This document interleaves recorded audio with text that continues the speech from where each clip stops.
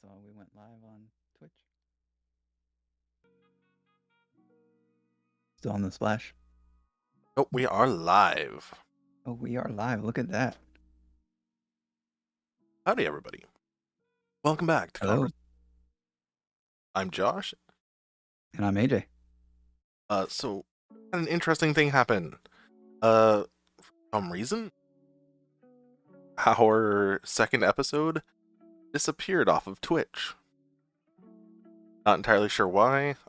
We think it might have been a timeout thing. We had the first one backed up the third one. Second one just disappeared. We're redoing it for you. Yes. Revenge of episode 2. Phantom fuck up. So, his topic is gaming. What makes a gamer? What kind of boy? Some stuff in the gaming. Indeed.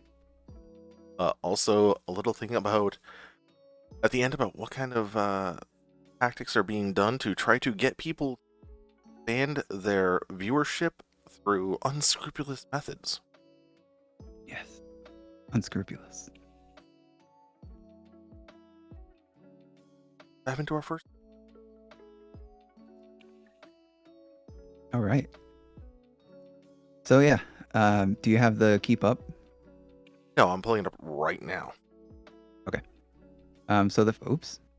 Sorry, I just shook the screen away. Anyway, the first thing Pulling it I up. got you. There we go. The first thing on the list is favorite games. Yeah. So some of the favorite games, we can just do favorite games ever. We can do favorite games currently. What would you like? Let's do a little bit of both. All right. Favorite games ever, right off the top of my head. Let's go with, well, you just saw the background when I was shifting the screens around. And if you don't recognize, that was Dart from the PS1 classic Legend of the Dragoon. Very So underrated title. I definitely agree with that.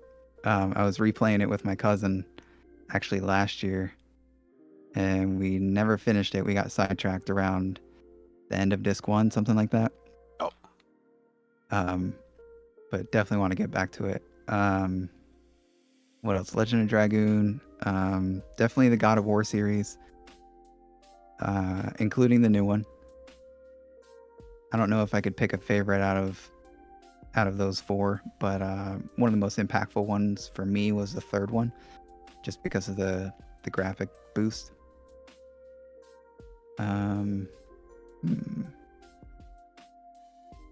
An underrated game, again, that I think anyway, would be Chaos Legion. Are you familiar with that? No. All right, so Chaos Legion is kind of like a hack and slash, but it's set in like this super gothic sort of French world. The main antagonist's name is Victor Delacroix. Didn't get any more French if they wanted. And he's even got a purple tie. It's magic. That sounds pretty magical. So that was on PC and PS2. All right. And they use basically like a legion system. So legions like hate, and I forget what the ultimate one was called. But essentially they're these ethereal beings that are attached to the sword of the protagonist. Yeah. And you run around this sort of gothic muted setting and hack up these weird creatures and try to figure out the relationship between Sieg as the main protagonist and the antagonist is Victor, and there's a lovely lady As in the there always story is. as well. Those are just some quick ones, and then some modern ones, or relatively modern. I'm playing Spider-Man on PS4 right now. I've loved those games. I mean, who doesn't love swinging around whatever city it is with Spider-Man antics? Yeah, they managed to nail the swinging feel of that. Like, there are countless games that fly freely. Right. and it doesn't feel half as good as leaping off a building as Spider-Man and catching yourself with the web time. No, it's so good. um, some what about some PC games? While I think of that, you go ahead and list them off. So the ones closest to my heart are either RPGs, like older RPGs, like Yeah. the Mid series, which for Okay. those that don't know, it's like your traditional JRPG, except it's got a town building mechanic, Hmm. and pretty much every character, every NPC that you encounter in the game is recruitable if you do things the right way. Okay. Um, some are mutually exclusive, like if you recruit person A, you cannot get person B, and vice versa. But they would have roles in your town, and it would affect how your town developed. One of the games, it was a boat, so they were your crew on the ship. Okay. Uh, the Final Fantasy games, obviously, and platformers like Mega Man, N series of games that start off as a Flash game, which AJ is familiar with. Yeah. N plus and Yeah, yep. we played that in tech school. Yep. And first-person shooters, Unreal Tournament, a lot of games like that. But the one closest to my heart is River City Ransom, which is Okay. precursor to Double Dragon. Got a little bit more chibi style. Mm. It has RPG elements. You could actually level up your punch and your kick, and you could learn skills like a triple punch or a triple kick, or uh, like a somersault in the air to jump further and deal damage. And the storyline, essentially, player two's character, because for some reason player one is single. But player two's character, his girlfriend is kidnapped when gangs take over the high school, so you have to beat up a bunch of high school bullies and high school gangs, take their lunch money, go free the girl. And it's a great, like, classic story, you know, where you get to be the traditional knight in shining armor character, but at the same time you're beating teenagers with bike chains. And you said it's a precursor to Double Dragon, so it's still like similar gameplay, side scroller, beat Yeah, 'em it's up a kind of side thing. scroller beat 'em up. Okay. Um, it was also one of the first games to have a butt in like the cartridge, because of the scene where he gets into the sauna and he's like howling himself, and you get to see his little like thick chibi butt, and it's hilarious. That's hilarious. Um, no, it was great. Like, it was one of the most fun games. It's really well respected, and they actually had a couple sequels recently. River City Girls and Hmm. River City Ransom Underground, which is a sequel. It was also remade a bunch. They even had a Okay. dodgeball game on this, based off of the same game engine, and it was such a fun game. Yeah, those are classic style games for sure. The Double Dragon series, all the side scroller beat 'em ups. Um, my first my first console that basically was ever in the house that I lived in that I can remember was the original PlayStation. Um, but I knew people with other consoles, and then I also gamed on PC back then, but it was just like a relatively low end like gateway. So played things like SimCity, um, Echo the Dolphin, simple games like that, which were still great. But Oh yeah, I spent way too many hours playing Sim Tower. yeah, yeah, I know where you're coming from. I started off actually technically third generation gamer.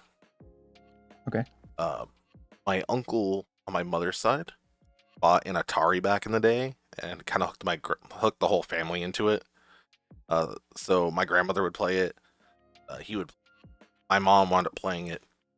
And my dad was a gamer, tabletop and arcade. So when the Nintendo came out, he was like, "We're getting one of those."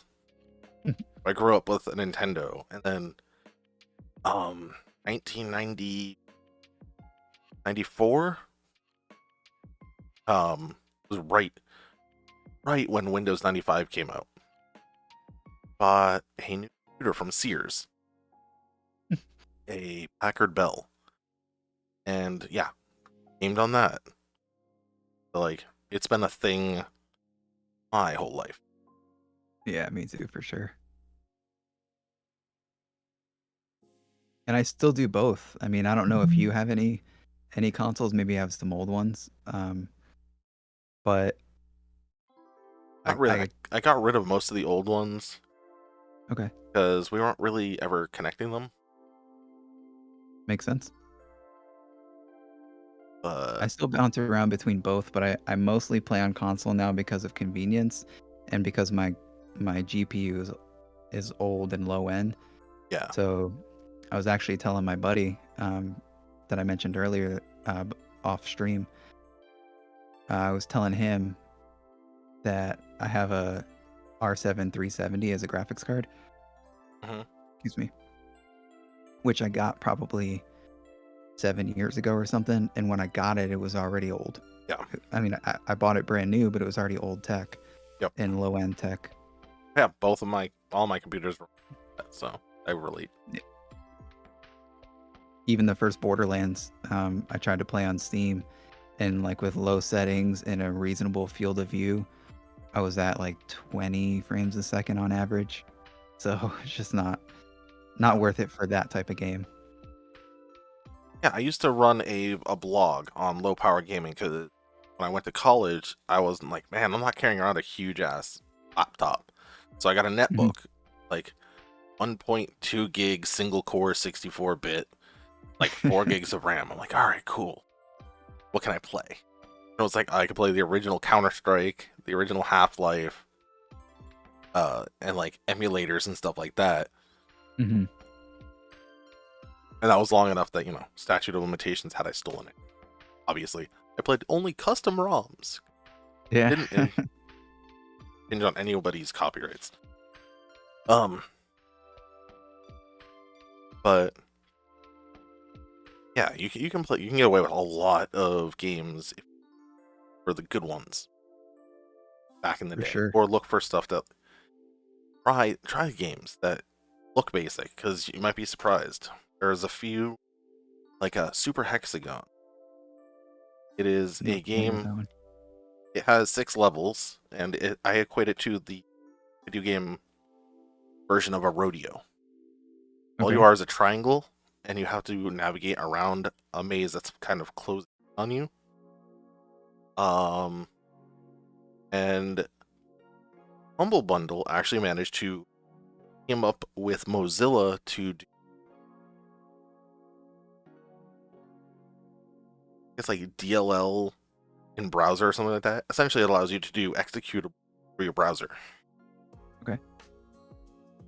and that's what it was. Like they ported the whole game straight through that, so like I could actually load up the game in a browser and play it.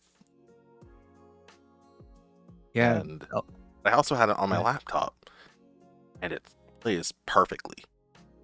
Cannibalt is another one. It was a mobile game that was ported to PC, and it's an infinite runner. Requires okay. nothing. So games like that, I have also another soft spot for because play them anywhere. Yeah, a lot of people would be surprised what you can play in a browser, for sure. Not just in a browser, but like just in general. And as for the um emulators that I was mentioning earlier, I think it would be insanely intelligent of one of manufacturers to put out an official emulator and sell ROMs for like a couple bucks, dollars. I think people would buy it. Yeah, absolutely. It has NFTs, so you can validate it. I own this. It's ridiculous that we're in 2022 now and nobody has jumped on that opportunity. I mean, to bounce around the list here a little bit, um, I mentioned off stream that Xbox has that dev mode that you can unlock. It's Yeah, like a $25 fee, and it's official through them. And it allows you to essentially build games for that platform. yeah, But even then, they don't have like an official OG Xbox or Xbox 360 emulator or anything like that. So of course, people are putting third-party stuff on there. as people. So the official uh, system requirements for Hexagon is a 2 gig single core processor, 256 megs of RAM, 35 megs hard drive space. I have played it on much. Pushing big numbers there, boss. What was that 35 megs hard drive you said? Yeah. Meanwhile, update files now are 30, 40 gigs on a lot of games. Yeah. Cannibalt is 1 gig RAM. It just says dual core processor and 75 megs. So like these games are designed to play phones. Yeah. Not just and one of the things that we covered, slightly topics, Sure. what reminded me was phones. One of the things that we talked about back in episode 2 was not just what games we like, but what makes a gamer. Yeah. You said your cousin friend was talking about if they were a gamer or not, or if you were a gamer. Yeah. That it was like 2 days before that episode. My cousin and my cousin's husband. I specifically called out Bryant. He's my cousin. My cousin's husband's Eric, so I'm calling you out too this time, asshole. um, both of them were basically just talking shit as friends do. That I didn't qualify as a gamer myself because of X, Y, or Z. Yeah. So my cousin Bryant was saying that I didn't qualify as a gamer because I play a lot of older games and I don't play a lot of modern games. Which A isn't even true, but B, if it were, like, how is that even relevant? So I thought it was a fun conversation and I had it with them and then I brought it to Josh for the podcast. So some of the arguments, like I said, were some of the things we discussed were is there like an era of gaming in such or in which that you are considered a gamer or not a gamer? So you want to start there? Yeah. So like historically, if you were a gamer, it was just a person who played games. I wouldn't want to say as a hobby, but as a serious passion, played games. Because arcades used to be abundant, and you weren't necessarily considered a gamer if you went to the arcade. That was just kind of a thing people did. Like, you go out on a date and you go to the. I think your camera froze.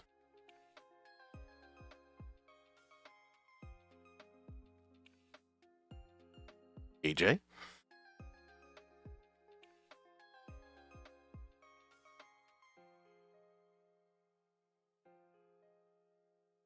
Oh, well, looks like we lost AJ. On very serious.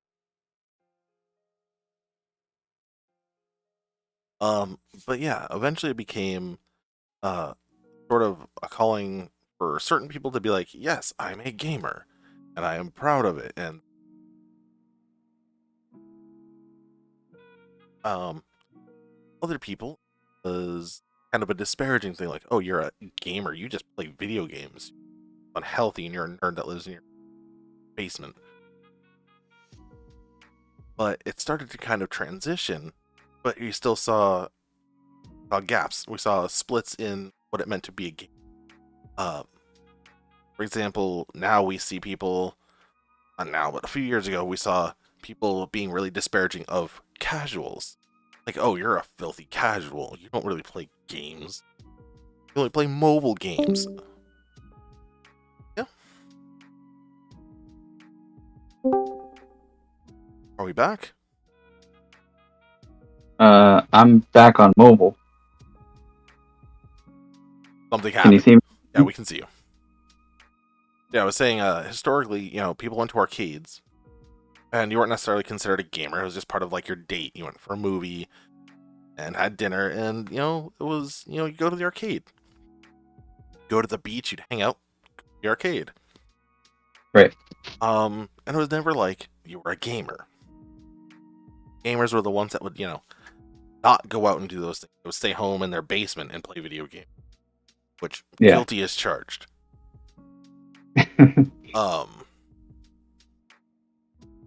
And then that kind of split off as it became more mainstream. It became acceptable, at least on consoles. PC gamers still had a lot of like that nerd thing going. It was like, oh, it's okay to play video games if you have like a Nintendo or a Genesis. Mhm. You're a nerd.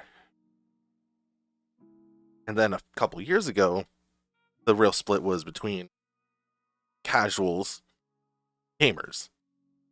Oh, you're a filthy casual. You only play on mobile games. Yeah. Like, gaming as a passion, like, it's obvious what you enjoy doing. Sure. So I think, And let's be real, maybe all you can afford. yeah. And one of the things we discussed last year is one of the biggest games, globally, is a PC port of a mobile game. And it's Yeah. almost exclusively in China and India. But pretty much all of Asia plays this one game that pretty much nobody outside of there has heard of. That just goes Yeah. to say something. Like, there's people playing these games. Yeah, I don't remember what you said the name of the game was, but I did look up the numbers at the time, or you looked up the numbers at the time, and they were stunning. And I don't think I'd ever heard of it. I believe it's called a Crossfire.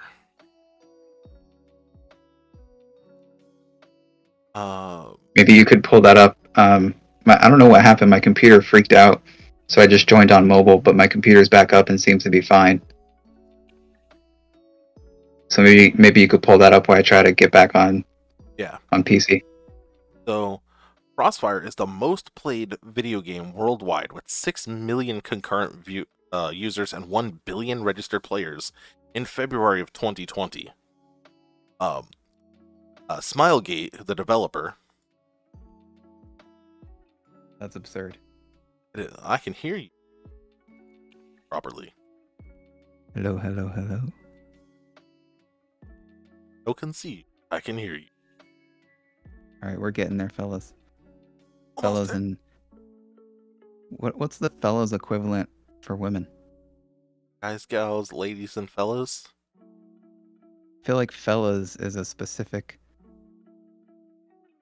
denotes a specific time and or Dame.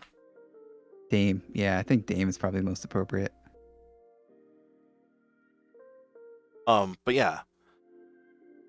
Smilegate, developer, and the majority of players are in Asia, especially China and South Korea. India has a huge population too. When I was made aware of this, people were like, yeah, the number one played game in the world. And I was like, I don't know, League of Legends, probably. Free to play, and it's like everywhere. Like, nope. I was like, okay, well, I don't know what. Like, Crossfire was like, that fucking board game or the tabletop game from the 90s where you shoot little BBs across the board. Like, no. God, if only that was it. The mobile first person shooter. Okay? I looked at it, I was like, this looks like crap. But like, yeah, but people play it a lot. Yeah, I had a buddy, well, we're still friends, but I met him when I was, I don't know, I was like 13 or something, named Mitchell. And he played, I think he still plays, but maybe not as active, a game called Drakkar.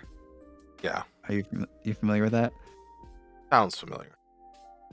He has played it the whole time on PC. I don't know if there was ever a port or anything like that anywhere else, but I used to give him a hard time because the graphics weren't great. Not that they're relevant for that style of game, because it's like a old school 2D isometric type. Yeah. But it was just a fun thing to talk shit about. So yeah, graphics are a part of gaming. But stylistically, they're not always relevant. Yeah. And I prefer games where the graphics aren't necessarily the nicest. Like, that's just my personal preference. I don't care. I want games that are interesting and the gameplay is good. the graphics fitting. Or not. Sometimes I've played a few games where the graphics are so outlandish compared to the context of what is happening.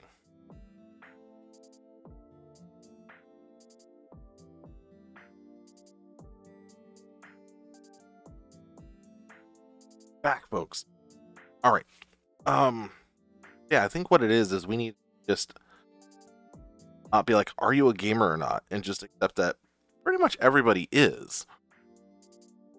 And then just subdefine what kind of gamer.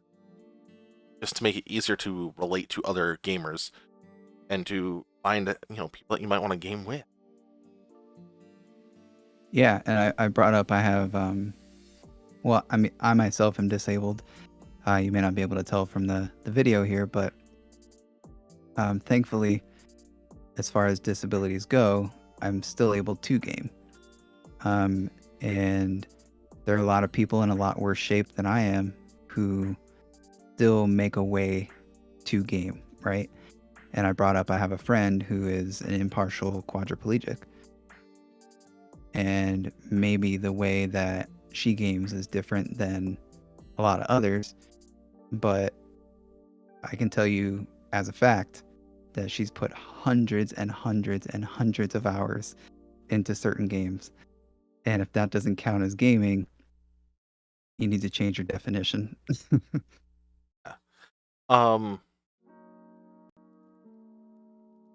So I know someone with an incredibly rare disease. He's not a friend of mine per se. He's just someone I know through my daughter's mother. Okay. And he has a condition called FOP, or fibrodysplasia one I can never get out. Ossificans progressiva, also known Okay. as Munchmeyer disease or Stoneman syndrome, where significant tears in soft tissue, like from exercise, Mhm. become calcified. So your soft tissues slowly get replaced with bone. Yeah. And so like his vocal cords are shot. His ability to move is just stuck in a wheelchair. And that's where he will be passing away if he hasn't Mhm. already.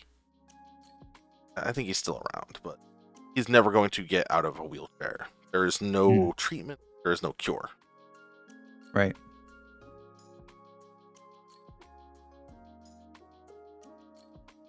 At least he was able to. And there are other games that allow you to make interactions like that. There's one called Don't Blink, where literally all you need is a webcam. And it tracks your eye movement, blinking.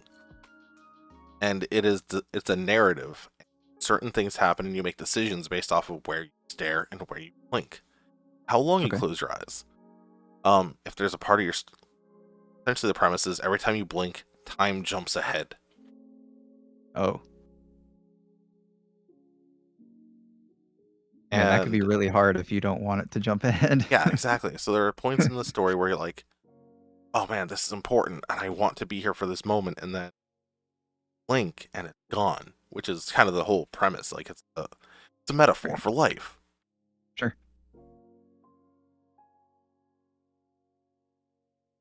Some other arguments that those two people I mentioned before who were having is like so we talked about the era, right? Maybe Yeah. you're not playing modern games, so my cousin was arguing that's one reason why I may not be a gamer. Yeah, and you I'm counter not. argued that he only Madden Yeah, he pretty much plays Madden on and his Call of Xbox. Duty. Call of Duty. That's pretty much it. Growing up, he played a lot more. In fact, that's why I did a lot of my gaming is over at his house because he had a lot of the older consoles Yeah. when we were kids. But if that's the benchmark, then okay, maybe I'm not. But if we change that around and say that okay, the benchmark is now not the era of games, but The depth. how many, yeah, maybe the depth or how many games you play. Well, you're out right away because you only play 2 games. They're the Whereas I most play, too superficial. yeah, yeah. Whereas I play a pretty good variety of games across. Currently, I play across 3 different consoles and mostly emulation on PC. I don't play a lot of current stuff on PC because of the aforementioned anemic graphics card. But yeah, so if you set those terms or those confining that confining structure, then you could easily put anybody in or out of the gamer category. So it was Exactly. just fun. It was just fun to talk shit. Yeah, and that's really what it comes. What about gaming adjacent culture? So maybe Yeah, not directly gaming, but things like conventions or game development or hardware and software mods. and that's where it kind of gets to be a little bit of a weird thing, like hardware and software mods, just modding community. Like, let's Hmm. look at the Skyrim modding community. A lot of them play Skyrim, sure, but there are some that spend so much time as modders, they don't actually play the game beyond just testing it. They're not playing the game, they're making sure their mod isn't broken. Yeah. To say that they're gaming doesn't necessarily feel accurate. And I think that's where a lot of the issue is going to come in, is um issues in the acrimony. That just, it's going to come in and be like, it tastes wrong saying that they're a gamer because they're not. Same with a lot, like there's a lot of a lot of cosplayers and cross Hmm. players that they go to conventions in character, but it's like, okay, like the character design. Have you played the game? Hmm. Most of them, yeah. No. Hmm. And that's So not to like, take any value away from no, anybody in any of not these at all, categories. not at We're all. just And talking about I think in the, that case, it becomes a matter of like, oh, you're a cosplayer with a strong appreciation for the game culture. Like yeah, culturally, you're a gamer. Activity wise, you're not. right. You I made think the point. Go that's ahead. the differentiation right there. Is we have to. You're a game enthusiast, Hmm. not a game player. Yeah, you made the point in the dreaded episode 2 of if you don't play games, you're not a gamer. And I made the point that this is why we have adjectives, Hmm? right? And verbs and language. So I would put myself in the category of a gamer for sure. And while I do bounce between PC and consoles, currently I'm almost exclusively a console gamer. But Yeah, then I'll go for, a retro console gamer if you want to get like most of it. yeah. So even that I bounce around. So like I just beat. I think the last time we recorded this, I was talking about playing or just finishing Super Mario 64 Yeah, for the first time, but it was on the Switch. So it's an old game on a modern console. yeah. Um, Kind of opens up a whole, retro, is it not? yeah, it's a whole subsection of a subsection. Um, and then earlier today, I was playing Spider-Man on PS4. Excuse me. Um, but then I'll go for like a month or two where I don't play any console games because I'm sucked into a game that I'm emulating on my PC. Yeah, and So, I've had similar conversations, because I'm currently do childcare as a job, mm, but before that I worked in a music store. I managed a music store, and I was like, yeah, my day job, even though I'm a music store manager, I'm also a musician. Like, I mm, play music on demand because it was just me and the owner. So while I was the manager, I was also front end retail. I was stock. I was everything besides the mm, owner, who was the only person that could be escalated to, unless it was a major problem. me. Yeah. And I was like, yeah, I demo instruments and I play instruments. I'm a musician. They're like, someone was like, you're not a musician. I was like, what? Your job is not playing music for a living. Yeah. Like, that's a large part of what I do, but I'm also playing music outside of work. Like, I'm a musician in the fact that I play instruments. You're not Right. professionally a musician. That is not all you do. Yeah, I guess, but like the same basic thing. Like, Yep. are you a gamer? Yeah, like I'm not rocking around like collecting records and like only using hi-fi stuff and Yeah. I'm a music enthusiast. No, I play the music. I make the music. But am I exclusively a professional musician? No. Yeah. I'm I'm a hobbyist musician. And the same thing kind of goes for gamers. Like, if you don't play it at all, sure, you're not a gamer, you're a game enthusiast. But if you play it even at all, you're a gamer. Just casual gamer, which we need to destigmatize that. Like, it's okay to be Yeah. casual. Sure. Most people are casual at most of the things they do. Exactly. Um, And that's a good thing. Occasionally yeah. it's, that can be a problem if you're, a hardcore at everything. Yeah, Uh, that could be a huge problem. I'm a casual drinker. I like too many hardcore drinkers. Yeah. It's good to understand the balance. Yeah, it's fun to have the conversation, right? Whether it's between, um, you know, you and I, good friends in a public forum on our podcast, or it's you and I with the cameras off, saying the same shit, Yeah. talking about the same stuff, but maybe, maybe with a couple other people or something. Um, so yeah, how So, about what do you say? some? We talked a little bit about some of our favorite games. How about some of our least favorite? GTA 5 Definitive Edition, which was a cash grab. I actually have the here. Boop. So that is the original GTA 5. That is the Definitive Edition remake, and that is the mod pack. The Yeah. modder clearly put in more time and effort than the expensive studio. And this is the Yeah, I sort of don't. thing that happened all the time in this game. Yeah, this game was absolutely riddled. If you guys haven't seen images, just do a quick search. Yeah. Um, Or was it San Andreas?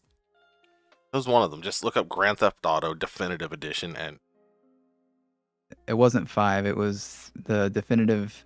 It was the GTA trilogy, that's right, the trilogy. definitive edition. So the trilogy was GTA 3, GTA San Andreas, and GTA Vice City. It was Yeah. the most recently released trilogy pack.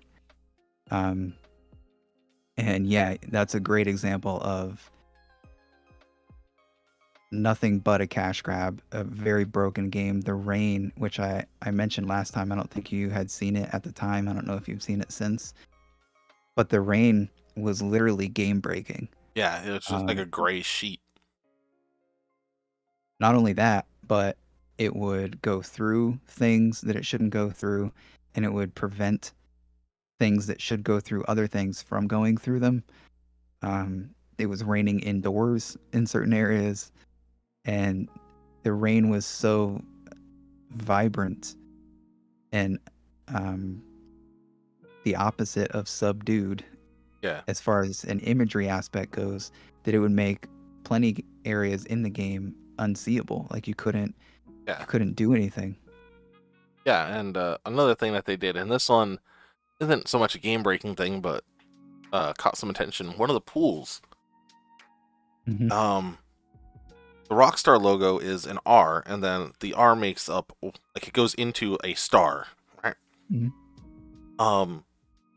Icon on the map for one of the Rockstar pools in the game was, instead of a 5-pointed star, it was a 6-pointed Star of David, which Essentially, yeah. they messed up their own stuff. Yeah. So, also hot take: I don't like Skyrim. I don't like the Bethesda games or the Rockstar games for the most part because they're broken. And they take so many mods to make playable the way they should be, and that's just not okay in my book. That doesn't make a good game. Makes a good platform. Makes a good game engine. But that's not what I'm paying for. And the fact that they re-released Skyrim, 20 times with remasters and this and that, but never fixed some of the bugs is just insane to me. Yeah, it's unacceptable that you're using consumers at that point as unwilling beta testers and just waiting for them to complain enough to where you may or may not eventually decide to do something about it. Yeah. And we'd mentioned in the last episode, or episode 2, that as gamers and as people who care about the gaming community, it's our responsibility to hold these companies accountable. That doesn't mean getting shitty about it and doing creepy stuff, but what that does mean is using your voice, right? Vocalize that, hey, this is unacceptable. Use your money. Hey, I see that game released. I'm not gonna buy it because it's trash, but Yeah. if you fix it, I'll definitely buy it. And we talked about a little bit about pre-orders and our feelings about that, so maybe we should cover that again. Yeah. I think we'll end up having to cover that more in depth down the line. I think that'll actually deserve its own episode. Okay. Because there's so many instances of it that I kind of want to get a stack of examples. Go through it that Yeah, way. sure, we can get some pictures and stuff. That'd be cool. There's one other thing we want to do, but it's going to be an RB moment. Okay. Kind of just to put a break on here on the screen so I can find it during editing. Okay. And then the second segment get rolled in. Alrighty.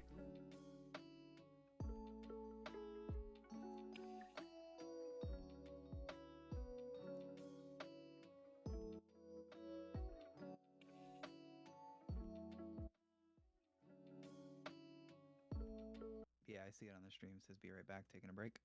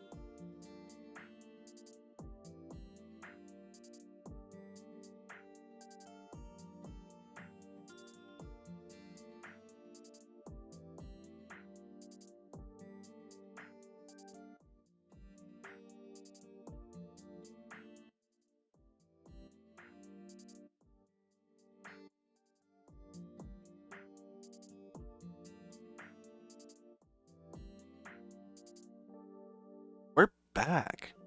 Welcome back. All right, so next segment is the purchasing of follows, other such content boost. Yeah, and how that's relevant not only to gamers or game streamers, because that crowd is certainly growing, but just in general. So if you've ever streamed on Twitch, one of the first things you'll find is get hit with spam somewhat frequently. I mean, I guess you could call it spam. It's a legitimate offer for an illegitimate service. Mhm. And it's, hey, come here to buy, to buy follows. Build your stream. Mm-hmm. It happens fairly frequently. Luckily, I think we've had it once in the 4 weeks we've done. It was just as quick as me clicking off, clicking ban. Mhm. But a lot of people have it happen a lot. And in fact, someone AJ knows just started streaming and they've seen it pop up and they're like, "And what do you think about this kind of service?" And he's like, "Man, I don't know. That doesn't sound like a smart thing." Yeah, my friend brought it to my attention, and I don't know entirely the context of it, so I don't know if it was just like maybe a bot on one of his streams, or if it was just an ad maybe he saw somewhere online on Facebook or something. Yeah. But his question was basically, "Hey, this is something that I saw. What do you think of it?" Yep. And it wasn't necessarily something that I was familiar with in the direct example he gave me, but I was certainly familiar with the concept. And because I wasn't familiar with that specific example, I told him that. I told him basically, like, I don't know about that specific example, but here's my concerns, right? So here's why it sounds like a terrible idea to venture down that path. And basically, it was just that um, putting aside the whether or not it's against the specific company's terms of service, like if you stream on Twitch or YouTube or whatever, my hunch is that it probably is, even if it's not explicitly laid out. They would probably use some language within the TOS to use that against you in some way, whether it's like a temporary timeout kind of situation or a demonetization situation for the video or the whole channel or whatever. But let's say that's not a thing and we're just talking about maybe ethically or morally. So let's say you pay for it, right? Let's say it's $50 and the company is going to create a bunch of accounts. And let's even say they're not bots. Let's say that they're real accounts run Yeah. by real humans. They come into your chat while you're streaming, they interact. Are these people going to pay you? Almost certainly not, right? Um, could they potentially drive up viewership? Maybe. Depends on how legitimate that service is, right? Or what the intentions of that company are. And my hunch was that in most situations, their intentions are not going to be good. It's to make $50 or $100 or $10 Oh, dude, it's or far less than you expect. or whatever from as many people as they can, and then leave and look for more clientele. So I steered him away from it. Also, there's not going to be any reason for them to engage with you long term. So Yeah. even if you boost your numbers for whatever platform you're trying to advance on temporarily, what happens when that, let's say their server goes down or they move on to a bigger, better buyer, or maybe somebody who has, still a small following that's natural and real, but maybe it's bigger than yours and they want to take their money. Then what? Right? Then you have no real engagement. Yeah. So here's the thing. It's far less than you would expect. And I just looked, and if Twitch decides that they want to have a talk with me on happily discuss. I am not in any way endorsing this. I am not buying it. I will not name the company that I'm looking at, but on my encoding PC, I just pulled up a link. I did not click one of the links to the thing because some of those are definitely like credential harvesters. They're not actual like selling, but this is one where I went out and searched for one. My personal Twitch, small, about 420 views, 420 followers. So the popular, quote unquote, plan from this company is $10, instant delivery, 500 follows. Okay. Want 2,500 follows? It is $25. Want their mega pack, their most expensive thing? 10,000 follows is all of $65. What's it going to look like if you have nobody in your chat? You have 10,000 followers. Not good. What's it going to look like if you have no mic, no camera, 10,000 followers? Yeah. That's going to be a great way to lose $5. Here's the thing. The way Twitch pays out, and I want to also say that is absolutely against TOS.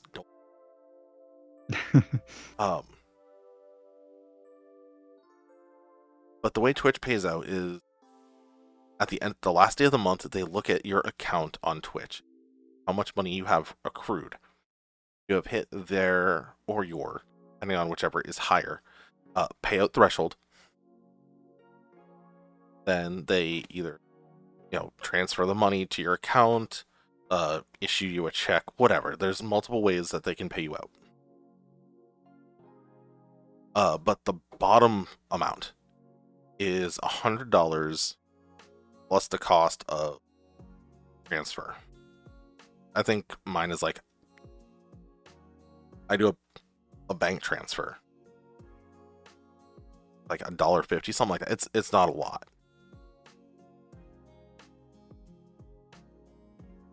So you need to make $101, $102 to be paid out. So in order for this to work, in order for it to pay out, you would need to make $101. That's after being out the 65. You'll make $35 off of your 101 and have nothing to show. Yeah, and no long-term support. Yeah. And there are some other things. Because Twitch has a thing about channel moderation, and it's how to handle viewership botting and fake engagement. And they separate the two categories very specifically, because there is fake engagement. Doing stuff like, follow per follow, If someone follows you, and there's reasons for it, because obviously you get ads, and also help when you get affiliate status. So there are some channels that only try to build up to look more legitimate, so that you follow them, so that they can get affiliate status, get ad revenue. Right. That's literally all they're trying to do.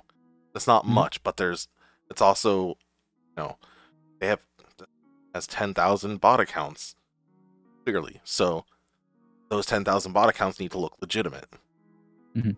So they're going to follow you because if you don't follow anyone, that looks suspicious. Sure. But there's also, follow for follow behavior, lurk for lurk, host for host, stuff to, like realistic trading. And even if it's with another individual, if that's not organic, if it's not like, I don't, you're hosting me, so I feel obligated to host you. No, that's not an okay thing to do. By their standards. But there is kind of a gray area around that, like kind of in between there, that is legitimate, but also doesn't work. And I know a streamer who did this. They went to a bunch of Twitch communities on Discord, and they're like, I'm a new streamer, I want to hit affiliate. I need the follows, I need, the views. communities Sure. solely exist and they're actual people, they're not bots. They Mhm. just go and sit there and interact with your chat until you become an affiliate. But then someone else needs help. Kind of like what you were saying. Mhm. So this person was streaming and they had a solid like 6 average viewers, which was at that point more than what I had. I was streaming to like 4.5 average. Mm. Yo, what the hell? And then their average dropped to because the groups moved on. Mhm. So it became one of those things where it's like you have to have this organic connection. And I told them, can't do that. It doesn't work. Long term, it won't work. Yeah, And, and you're putting all that time and effort into uh, pursuing what you think is a reasonable shortcut, but then the but shortcut never pays out because there's no one there to do tips and the bits. Yeah. yeah, and there's no legit community that you're building, right? So one of our goals is to build a community of like-minded individuals who want to sit here, whether it's with us interacting in chat or whether we ever have other people on the podcast, or who just want to listen and take what we say to their own communities, right? And never interact with us personally. We want to build a legit, real, interesting community of people who want to have open and honest conversations about whatever they want to talk about. Yeah. And our subtitle is Your Podcast for Everything for a reason, right? This episode happens to be about gaming and content creation, but we have other episodes we've already done about other things, and we have a whole bunch of topics coming. Yeah. And it's also one thing that I want to kind of put that money sense out there. And this is one of those things that a lot of people don't consider. And this is why I was pointing out that, it's not smart to do this. So one of the best payouts for a tier 1 Twitch sub is the Amazon Prime sub, which Mhm. logically you think is easy to farm. All of your friends have Amazon Prime. Mhm. On Prime sub on your favorite streamer. And I encourage that. Go talk to your friends on Facebook and on Twitter. Stream, do that. Be like, hey, support me. It costs you nothing if you have Amazon Prime. Mhm. A sub is like $5 plus some local cost, which sucks. That's something else I want to talk about in a later or later discussion.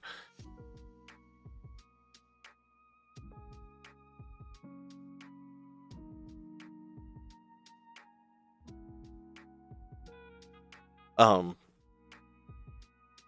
so a tier 1 sub is $5 plus a little bit of tax, depending on where you're at. Mhm.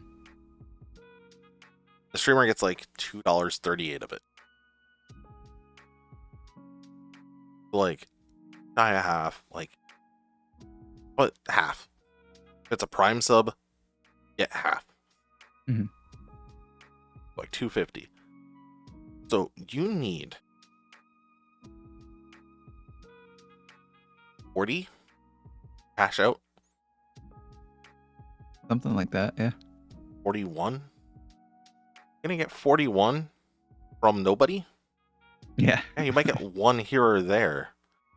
But if you get like to a month, then take you years cash out, if ever. And a lot of those companies, I'm sure, are not a one-time thing.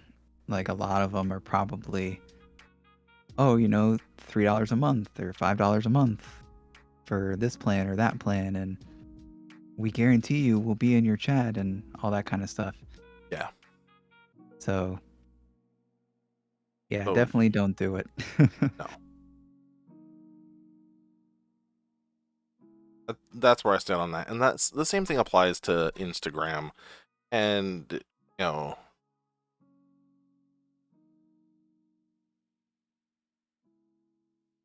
uh, buying Instagram, buying Twitter follows, stuff like that. I was just pulling up another one. And follows are different than Subs. promotion Yeah. or Yeah, subs. different from promotion apps. Like if you have an ad on Twitter. If you have an ad on Facebook and it's like, hey, do you want to spend a couple bucks to promote this ad? Yeah, if that's in your budget, go ahead. Yeah, totally different scenario. It's like using a virtual billboard essentially. Yeah. Or paying for a commercial. Yep. Let's see. And that's actually the route that I encouraged him if he wanted to spend any money on that kind of stuff. Was, well, first I asked him if he used his personal or if he even had like a, essentially a business, Facebook or Twitter or whatever, to promote his stream. And he said no, he didn't do any of that. I was like, well, you should definitely start there.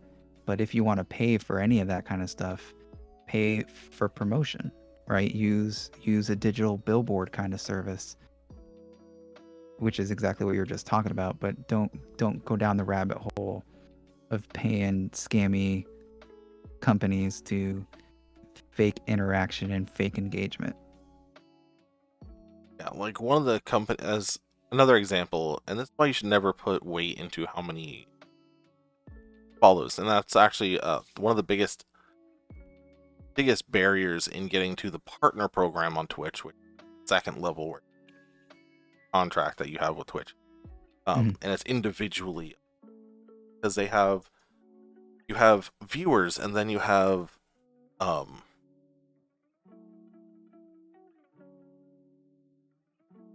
current viewers. Okay. So if I were to raid you on Twitch, those would still count as my viewers until they clicked your name or removed the raid part of the link. So, and for partner, you need 75 concurrent non-raid, non-host viewers average over the last 30 days. Plus, you need to have streamed more days and more hours than an affiliate, but it's a negligible difference. It's going from streaming like twice a week to like 4 times a week. And if you're going for partner, that's a lot of people only go for partner once they start being a streamer full time. Right.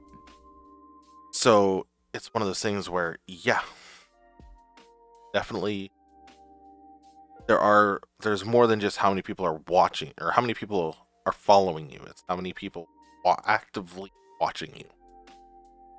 Another example that blows my mind, $1,300 gets you 400,000 instant follows on Instagram. And the whatever company, like the streaming service, whether it's YouTube or Twitch or any of them, if they have the data on this, right? So if they see that your account jumps 400,000 followers, yeah, in a day or in an hour or whatever, or even if they space it out over like a week, if you're not getting views on your content that show that they're doing that, it's obvious. And again, are these companies, and these being the companies that you're paying to do this, are they going to stick around? Almost certainly no. They're going to move on to other options. I mean, right? it's as simple as just hitting the follow button automatically on 400,000 things. I doubt they'll unfollow, but they're going to be content coming up from those people beside, oh yes, good picture. No. Yeah, that's kind of my point. Whether or not they unfollow, to me is kind of irrelevant, because that's only one thing. Yeah. That's only one benchmark, right? So, like you just went over a couple of the necessary requirements for affiliate and for partner. It's not just one thing. So maybe you hit that because now all of a sudden you have 400,000 follows, but you don't have the hour requirement. You don't have the concurrent viewership requirements. You don't have depending on the platform, they have different requirements, but you only met one out of probably 3 or 4 things you have to do. And then Yeah. you don't have the engagement, right? So,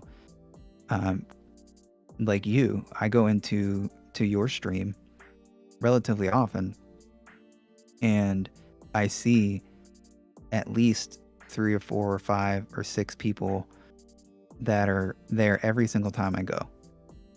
And that's only the ones that I see. I'm not even looking. Like, I don't open any list. I just see the names that are there. And there's a couple people that are interacting in chat all the time. There's a couple people that I can hear speaking all the time. And you're not going to get that paying some bot service, right? And it fuels you, even if those people aren't giving you bits or paying you in any way or giving you a sub or anything like that. Their interaction fuels you, right? So you know that they're there, and you know how to make them laugh, and you know how to like encourage them. And I mean, would you just want to like pay to have 1 million Facebook likes overnight or something, but then no one to interact with? Absolutely not. Yeah. So definitely don't do it. To the person that asked me about that, those are our thoughts. Send them To to the second half of this video. Yeah. To anybody else, there's just the benefits. You have to do a cost benefit analysis, right? Are the benefits worth the cost? We just laid out why we think in no way are they worth the cost. That's ignoring that on every one of the platforms. It's against terms of service. Yeah. You'll get your account deleted. So those 400,000 follows that you just paid, $1,300 for, are gonna mean nothing because your account won't exist. Yeah. That's pretty much a summary of that. Don't do it. Yeah, It's dumb. that's a hard path. Is there anything else you want to cover in this episode? I think that'd probably be a good place to stop. I gotta go take care of the doggos and the sick for the wife. kiddos. Yeah. So I want to thank everyone for coming out, for watching, for listening. .tv/conversation quests. Follow. Notified when we go live. Absolutely. And we do have a YouTube channel. We do have a Facebook page. We do have a Twitter account. So the Facebook page it's Conversation Quests. There will be links, but we're not special enough to have a dedicated, easy to remember name yet. On Twitch or Twitter, we do. It's Conversatn, essentially. So it's CONVERSATN and then QUEST, and that's because of Twitter's character limit. Yep. Twitch right here is twitch.tv/conversation quests. Did you want to shout out your personal stream? And yeah, I actually did, part of my New Year's was to put more effort into the actual stream, and the stream adjacent things. There's a current meta on content creation where you take VODs like what we're doing now, edit them down to like edited videos, put that up, edit down the highlights of those, put that as a highlight, like compilation highlights from that one, and like the immediate biggest highlights of that, put that out for like shorts and TikTok and Instagram. Start doing that. I'm also going to be editing videos for this. So we have an actual edited podcast. I'm going to take it out, also edit the audio, kind of get it a little more polished up. That way we can actually upload it to where it needs to go. I'm going to be doing that today. Essentially, I'm thinking Tuesday at like 11 at night, going to like 4 a.m. on Wednesday. But if I can start earlier, I will be. In the name of your I am personal .t/sid ISM. And I do have my own personal YouTube channel where I fix, repair, modify mostly retro gaming consoles, but I also have other things in the works, and that is Makes and Mods is the name of the channel. So come check us out on our personal stuff or right here on our podcast. Hope you all have a great next week.